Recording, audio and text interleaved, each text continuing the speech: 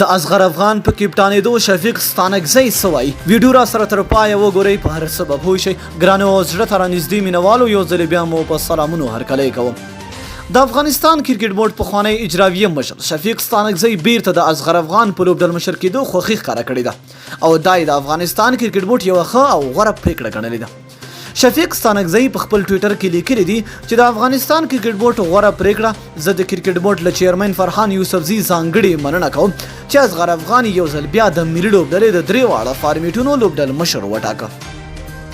د یادولو ده چې د افغانستان کرکټ بورډ عمومي رئیس فرحان یوسفزي نن په یو خبري ناسته کې د ملي لوبډلې په خوانی لوبډل مشر اصغر افغان یو ځل بیا د افغانستان ملي لوبډلې د درې واړه فارمیټونو لوبډل مشر وټاکه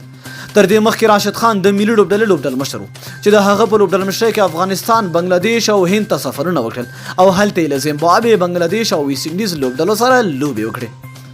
له راشد خان سره اصغر افغان د مرستیال لوبډل مشر په حیث خو تازه اصغر افغان د درې واړه فارمیټونو لوبډل مشر وټاکل شو او راشد خان د هغه مرستیال شو اصغر افغان چې تر دې مخکې هم 4 کاله د افغان ملي لوبډلې لوبډل مشر پاتې شوی دی هغه د 2019 نړیوال جام نه مخکې له لوبډل مشرۍ لري او پر ځای ګلبدین نایب د نړیوال جام لپاره لوبډل مشر وټاکل شو له نړیوال جام تر سره کېدو وروسته بیا ګلبدین نایب لري شو او د درې واړه بڼو لپاره راشد خان لوبډل مشر وټاکل شو چې اصغر افغان یې مرستیالي کوله خو یو ځل بیا لوبډل مشري اصغر افغان ته وسپارل شو نو مینه او مننه چې ویډیو مو را سره ولیدله تر بیا بلې ویډیو د الله په امان